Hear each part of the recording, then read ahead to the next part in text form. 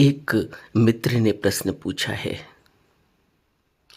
ऐसा लगता है कि यह अभी विपश्यना की शुरुआत कर रहे हैं।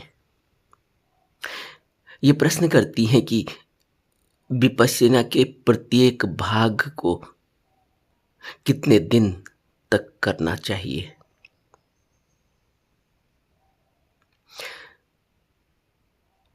कितने दिन का सवाल नहीं है। ध्यान हमारी जिंदगी का अभिन्न अंग हो जाना चाहिए। ध्यान, बुद्ध कहते हैं कि तब तक अभ्यास करना है जब तक कुछ करने को शेष न रह जाए। इसी बात पर अभी कुछ ही दिनों पहले एक वीडियो बनाया था।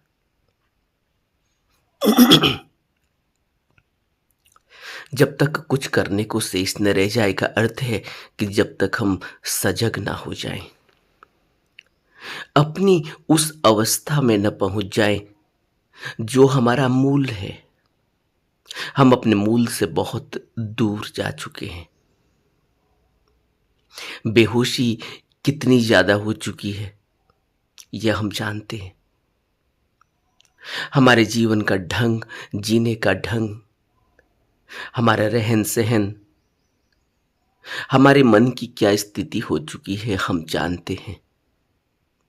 आज जब हम विपश्यना सेंटर, शिविर इत्यादि को ज्वाइन करते हैं, ध्यान की तरफ अगर हम बढ़ रहे हैं, हमारे अंदर ध्यान के प्रति एक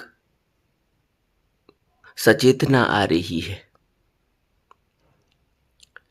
ध्यान के प्रति हमारा भाव पैदा हो रहा है। ध्यान करने को लेकर हमारे अंदर मन में एक विचार उठ रहा है। यह इस बात का लक्षण है कि कहीं न कहीं कमी है, कहीं न कहीं हम अपने फोकस से बहुत दूर चले जा चुके हैं। और विपश्यना के जो 4 भाग हैं और शुरुआत में आनापानसति योग, यह सब हमारे जीवन का अभिन्न अंग बन जाना चाहिए। कितने दिन का तो सवाल ही नहीं है। लेकिन जब हम शुरुआत करते हैं तो कैसे करते हैं? हम शिविर में जाकर यह सब सीख कर आए हैं। लेकिन जब हम अपने जीवन में इसको प्रैक्टिकली उतारते हैं, प्रैक्टिस में आते हैं,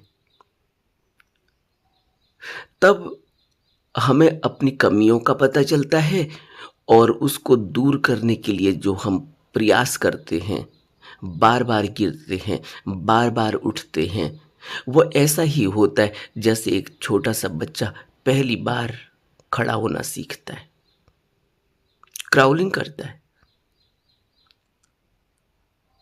जमीन में रेंगता है, घुटने के बल चलता है, फिर किसी सहारे को लेकर खड़ा होना चाहता है, माँ के पल्लू को पकड़कर खड़ा होना चाहता है, माँ की अंगुली को पकड़कर खड़ा होना चाहता है, फिर माँ उसे खड़ा करना सिखाती है, उसका बैलेंस बने,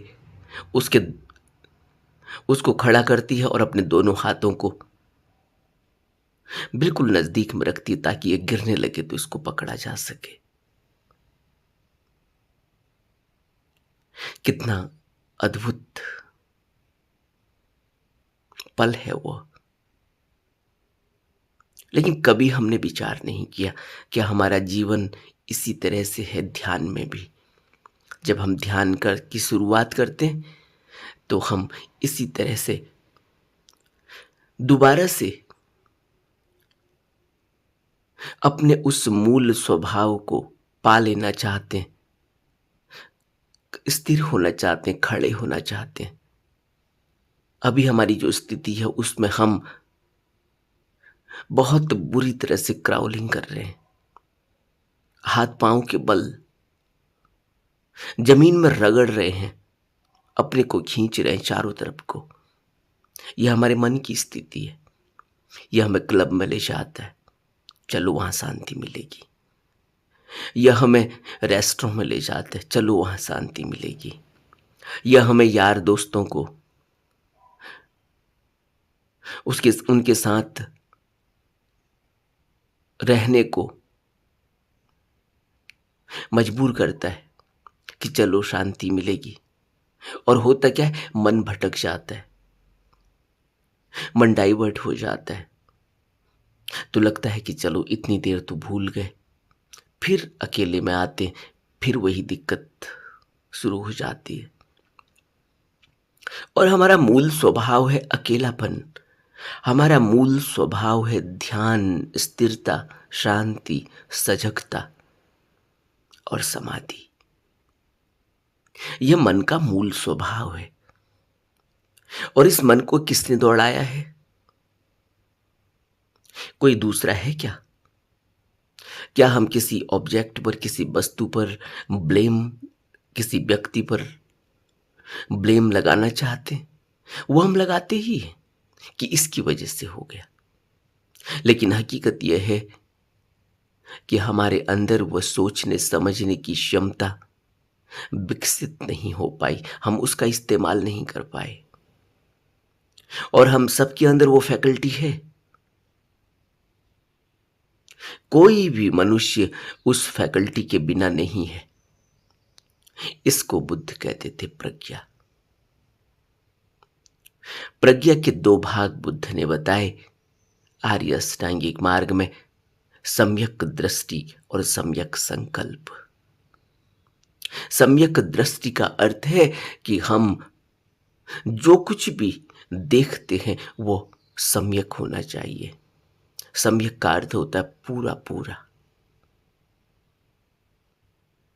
लेकिन हमारी वो दृष्टि कहां से पैदा होगी? पूरा पूरा देखने का क्या मतलब होता है? ऐसा थोड़ी है कि हम आंखों से देख रहे, हम कहते देखा तो है हमने पूरा पूरा। ये किताब हमने आगे से भी देख ली, पीछे से भी देख ली, पीछे इसमें क्या लिखा हुआ है, इसका सिनॉप्सिस क्या है वो भी हमने देख लिया है, पढ़ लिया है, कौन राइटर है ये भी देख लिया है, ये किताब कब, कितनी इसकी सेल हुई है, कब ये मार्केट में आई, बिक रही है नहीं बिक रही है, इसका सार क्या है, सब हमने देख लिया है। राइटर फेमस है नहीं है, क्या कहना चाह रहा है। हम कहते कि हमें सब पता चल गया, हमने इस किताब को आगे से पीछे तक सब देखा है। बुद्ध इसको सम्यक दृष्टि नहीं कहते।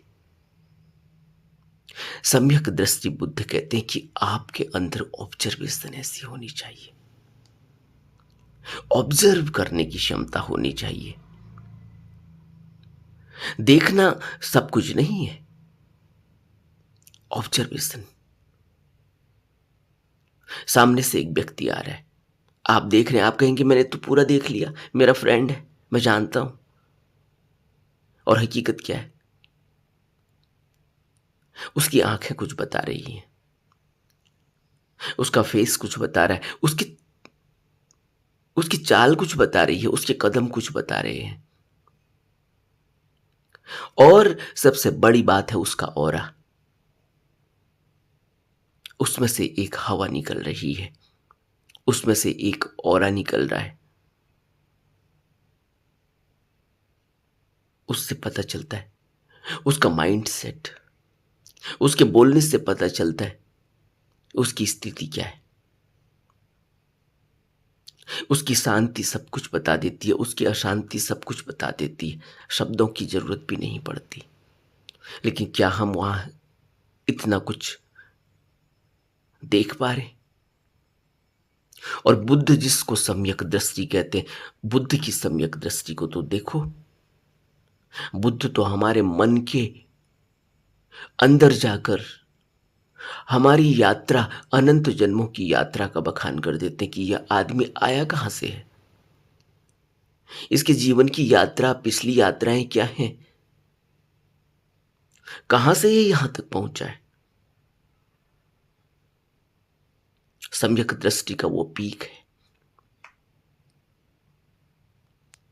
लेकिन हमारी स्थिति क्या है, हम पागल से भी बहस करने लग जाते हैं। पागल से देख रहे हैं कि गालियां दे रहा है, बहका हुआ है, नशे में है, धुत है, होश में नहीं है, मन पूरी तरह से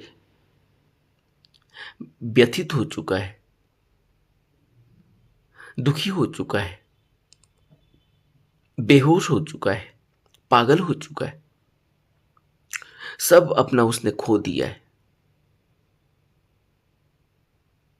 हम उससे भी झगड़ा करने लग जाते हैं, हम शराबियों से भिड़ जाते हैं, नशेड़ियों से भिड़ जाते हैं, हम उनसे भिड़ जाते हैं जिनको हम देख रहे हैं कि उनको अब उनके अंदर सोचने और समझने की क्षमता नहीं है। हम उनको ज्ञान देना चाहते हैं, हम उनको ठीक करना चाहते हैं। मैं ये नहीं कह रहा हूं कि किसी को ज्ञान नहीं देना चाहिए, किसी को ठीक करने के लिए कोशिश नहीं करनी चाहिए। मैं ये कह रहा हूं कि हमारे अंदर ऑब्जर्वेशन, हम उसकी स्थिति को देख ही नहीं पाते, हमारे अंदर वो ऑब्जर्वेशन ही नहीं है। और ऑब्जर्वेशन को सब कुछ कहते थे जितु कृष्णमूर्ति। एक ज्ञानी पुरुष हुए हैं,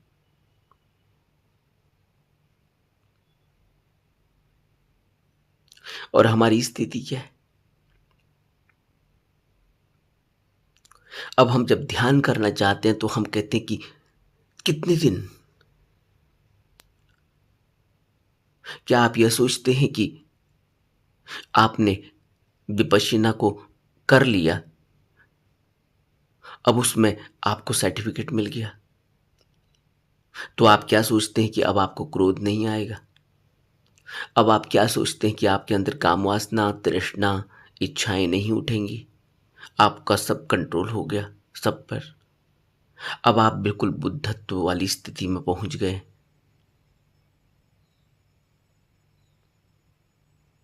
तो इसीलिए तो बुद्ध कहते हैं तब तक अभ्यास करना है जब तक करने को कुछ शेष न रह जाए। क्या ऐसा है कि हमने विपश्यना कर ली, अब हमारा क्रोध चला गया, द्वेष चला गया, ईर्ष्या चली गई, अब हम बिल्कुल ही शांत और स्थिर हो गए, हमारे अंदर समाधि घट गई, अब हमें ध्यान की आवश्यकता नहीं? ऐसा कभी होता है? हमें तो निरंतर अभ्यास करना है। मन की स्थिति हम देखते हैं या पारे की तरह है, एक पल में यह बिल्कुल ऊपर हो जाता है, एक पल में यह बिल्कुल नीचे चला जाता है, और हम पूछते हैं कि कितने दिन विपश्यना के प्रत्येक भाग को करना चाहिए। कितने दिन का सवाल ही नहीं है,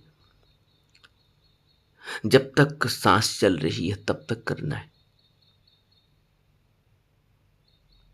जब तक कुछ करने को शेष न रह जाए, यानी हम उस स्थिर अवस्था में पहुंच गए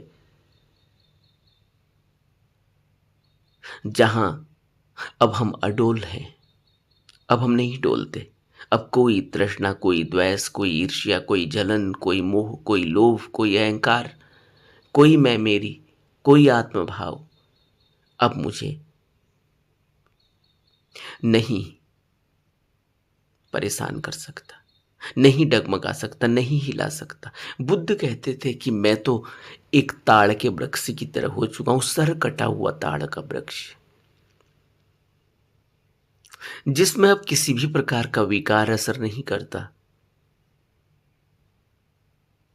न कोई काम वासना सताती, न कोई लोभ सताता, न कोई मोह सताता, न कोई द्वेष, ईर्ष्या, क्रोध सताता।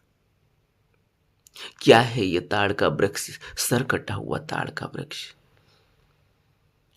यानी अब कोई हलचल ही नहीं है, सब शांत हो गया, स्थिरता आ गई, सम्यक स्मृति पैदा हो गई। बुद्ध इस्तेमाल करते थे शब्द सम्यक स्मृति। आर्य अष्टांगिक मार्ग के 8 भागों में सम्यक स्मृति बहुत महत्वपूर्ण है। तब तक करना है जब तक सम्यक स्मृति पैदा ना हो जाए। तब तक करना है जब तक सम्यक समाधि न घटित हो जाए। सम्यक को अभी हमने समझा। सम्यक स्मृति क्या होती है?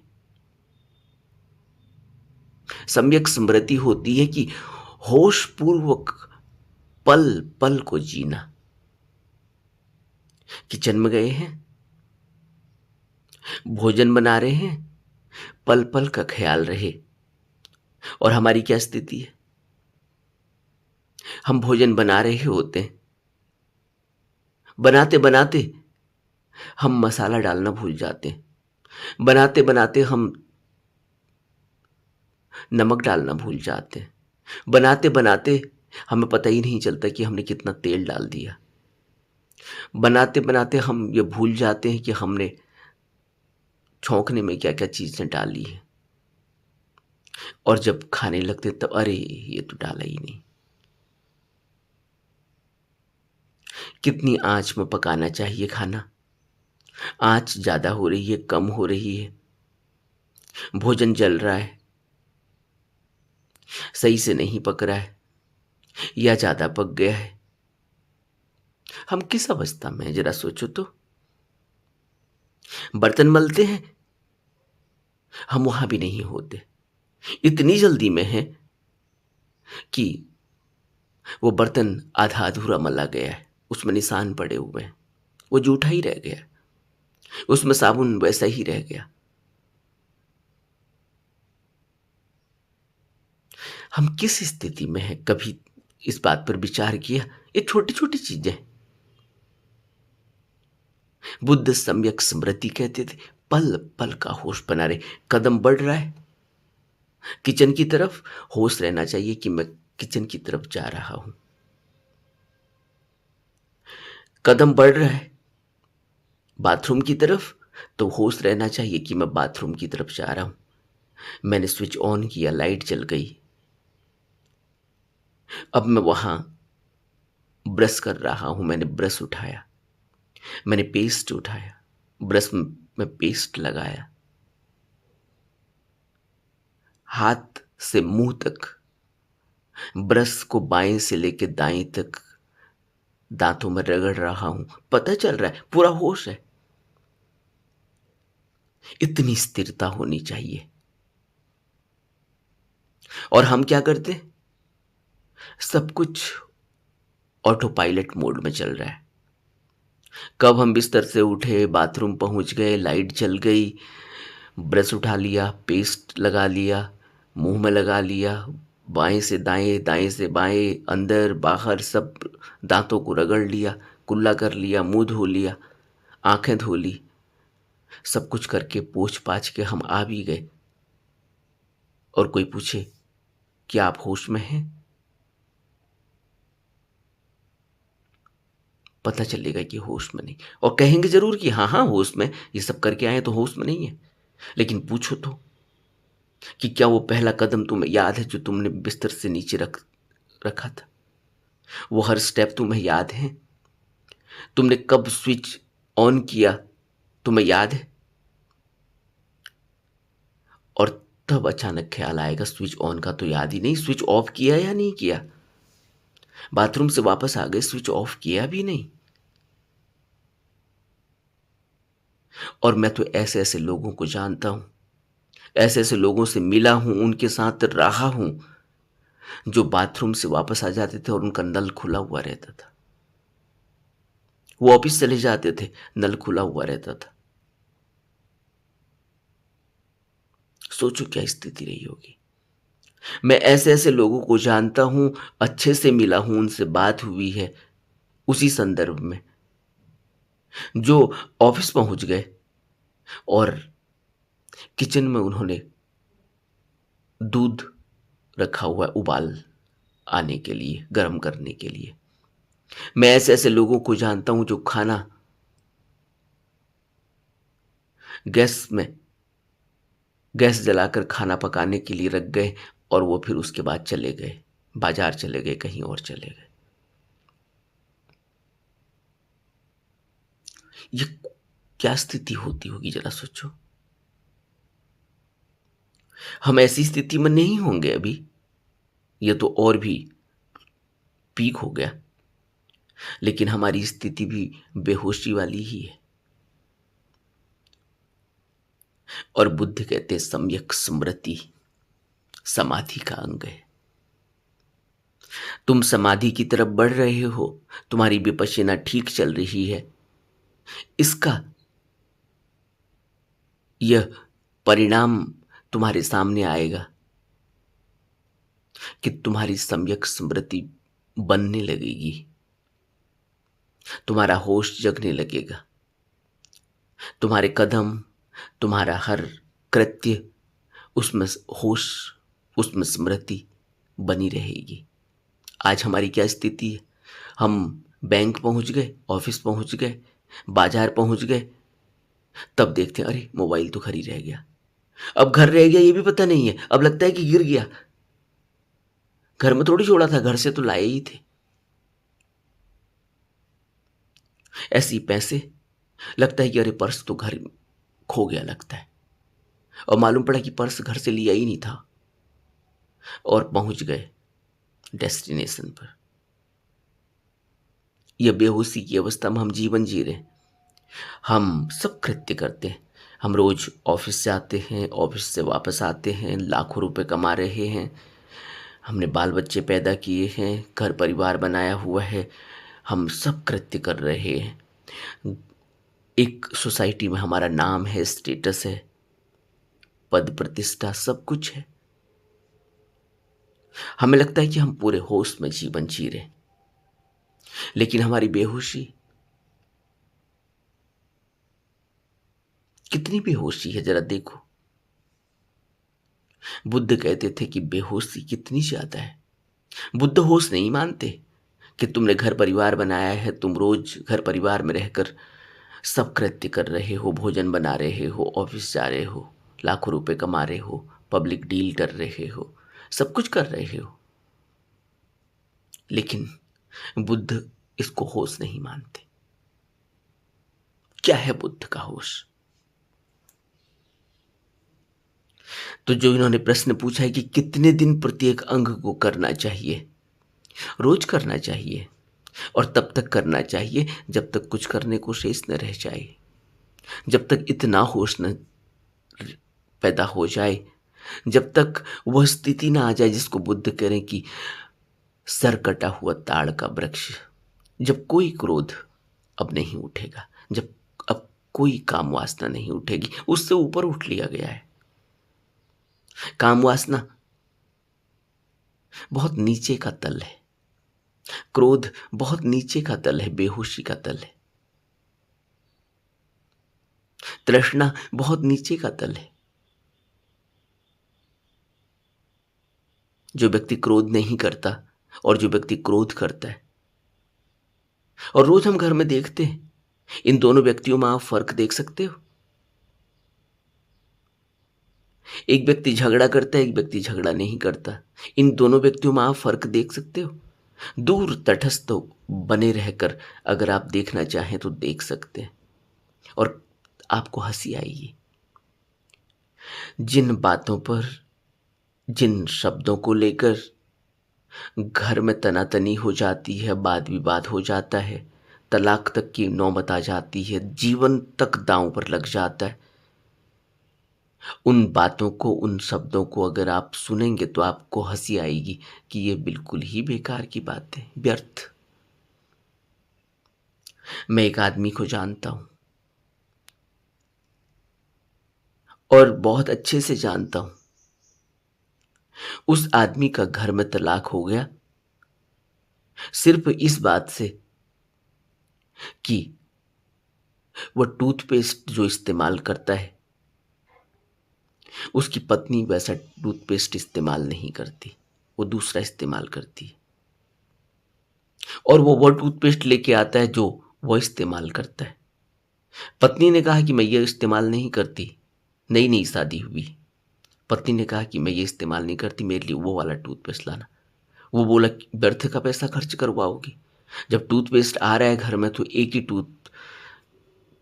पेस्ट से सब लोग क्यों नहीं कर सकते, तुम और मैं क्यों नहीं कर सकते? उसने कहा नहीं, मैं तो बचपन से ये वाला टूथपेस्ट इस्तेमाल करती हूँ, मुझे वही चाहिए। उनने कहा नहीं, घर में एक ही टूथपेस्ट आएगा।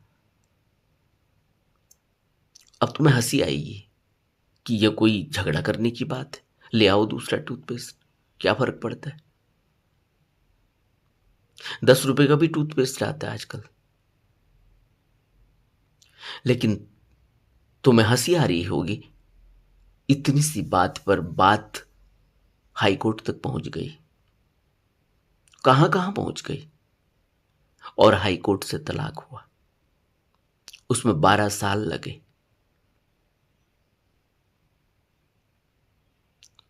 और शादी हुए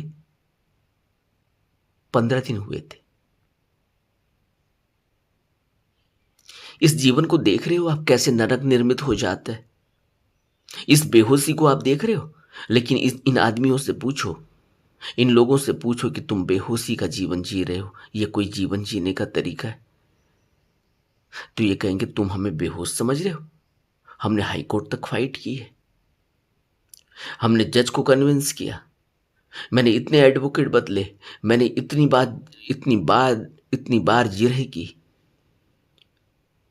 इतनी बार मैंने कोर्ट में पेश हुआ, मैंने अपने पॉइंट रखे, मैंने यह रखा, मैंने वह रखा। और यह महामूर्खों की कहानी है। तुम हंसोगे। इसी तरह से रोज चलते चलते फाइट होती है। रास्ते में चलते चलते ऑफिस के लिए जा रहे हैं, पब्लिक ट्रांसपोर्ट में,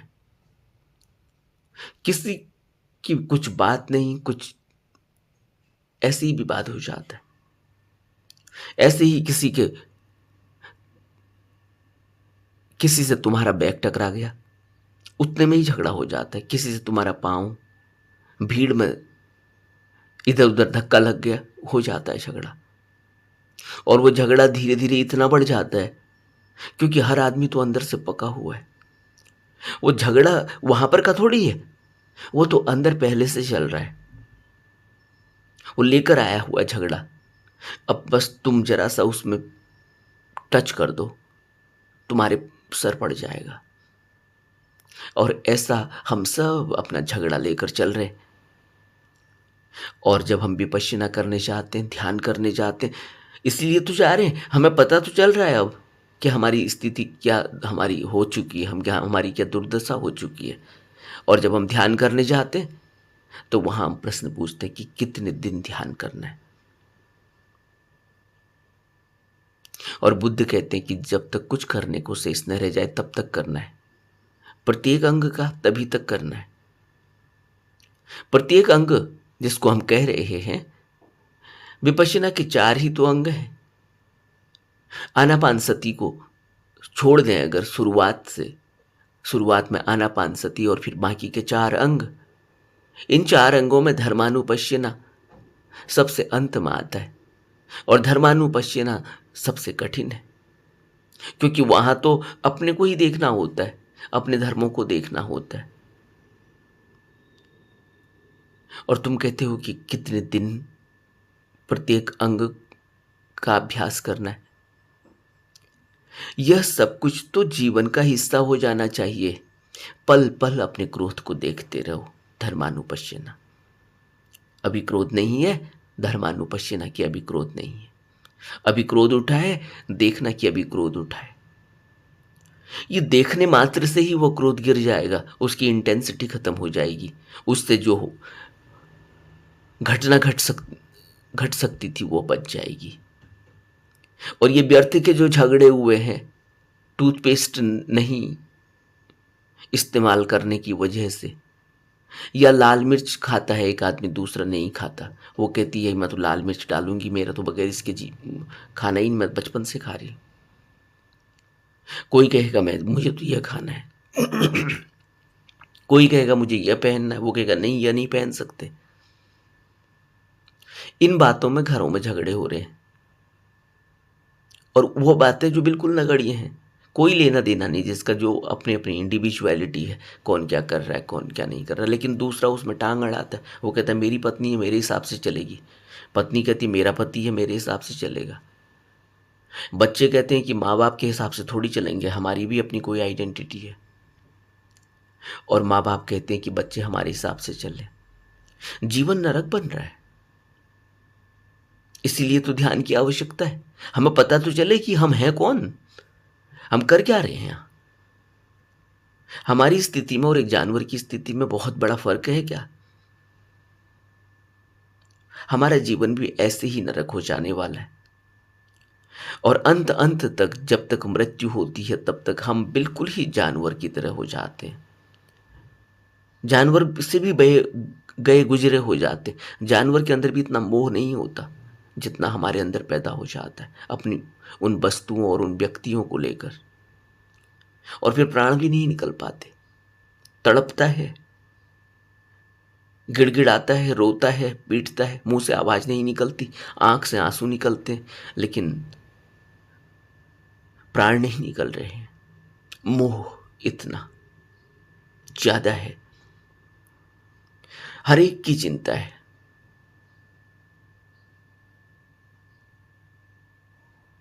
जीवन को अगर देखेंगे तो पता चलेगा कि ध्यान की अनिवार्यता कितनी है, और पता चलेगा कि ध्यान कोई कितने दिन का विषय नहीं है। हमें अपना ओरिजिनल फेस चाहिए। यह हमारा ओरिजिनल फेस नहीं है, यह हमारा ओरिजिनल मन नहीं है।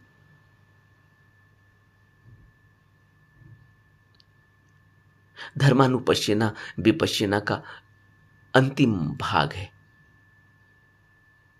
और यह अंतिम भाग सबसे ज्यादा महत्वपूर्ण है, जिसमें हम पल प्रतिपल अपने धर्मों को देखते हैं कि यह चित्त में किस प्रकार से लगे हुए हैं, और चित्त में लगते ही यह किस प्रकार से हमसे कृत्य करवाते हैं। वह आदतें, वह स्वभाव, वह गुण, यह सब धर्म के अंदर आता है। इस धर्म को रिलीजन मत समझ लेना, ये कंफ्यूजन है। जब धर्मानुपश्यना करते हैं, धर्म की शब्द का इस्तेमाल करते हैं, तो हम सोचते हैं रिलीजन की बात हो रही, मजहब की बात हो रही है। धर्म का अर्थ है कि जो मन में स्वभाव बन गया है। धर्म का अर्थ है जो मन में आदतें बन गई हैं। धर्म का अर्थ है जो गुण पैदा हो गए, जो अवगुण पैदा हो गए। अच्छे और बुरे की बात नहीं है, कुछ भी हो वो सब धर्म है, क्योंकि वो सब से ही हमारा कृत्य चल रहा है। वह सभी हमारे चित्त में भाव और विचार बनकर उभर रहे हैं। क्रोध उठता है, कैसे उठता है? पहले एक विचार उठता है क्रोध के लिए, याद आती है 1990 की, या तब की, पास्ट की, जब किसी ने कोई गाली दी थी, जब किसी ने बेइज्जती कर दी थी, जब किसी ने मारपीट कर दी थी, जब किसी ने जलील किया कर दिया था, बेइज्जती कर दी थी, एकदम क्रोध उठता है। अब अगर नहीं देख पाएंगे, पहले तो ये देखना है कि मैं पास्ट में गया क्यों, मुझे तो वर्तमान में रहना चाहिए। मुझे क्या करना है अब उस पास्ट से? उस पास्ट का क्या करोगे? अब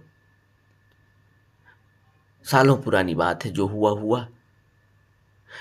उस पास्ट में जाकर हम अपने वर्तमान को, अपने इस पल को खो देते हैं, और खो ही नहीं देते, इस पल में ऐसी स्थिति और ऐसा विष पैदा कर देते हैं अपने अंदर कि फिर उसके बाद आने वाला पल नरक बन जाता है। यही तो करते हैं ना हम।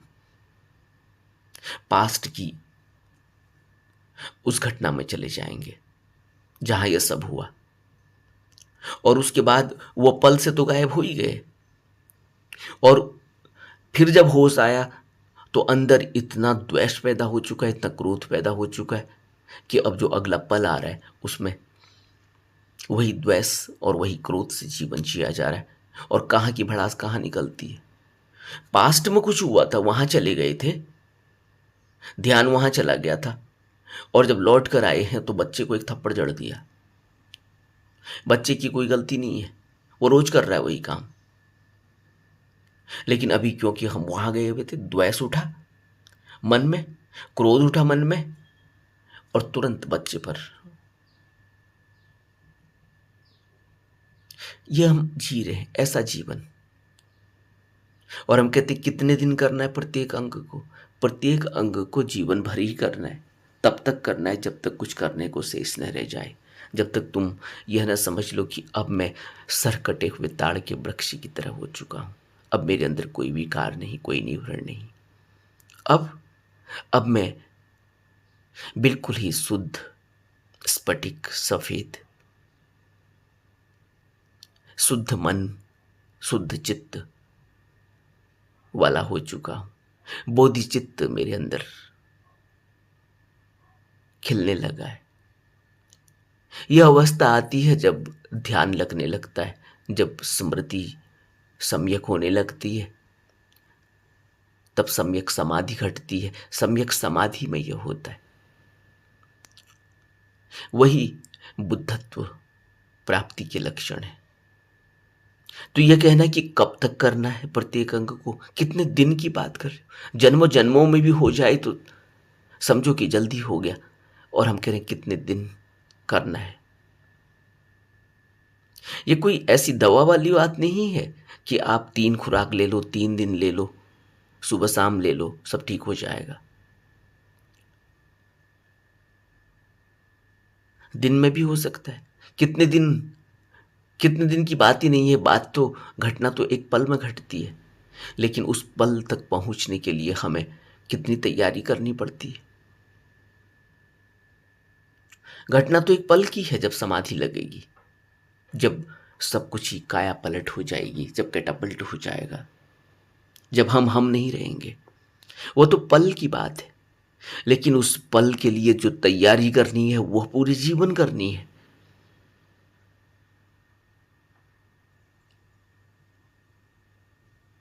शायद आप समझ रहे होंगे।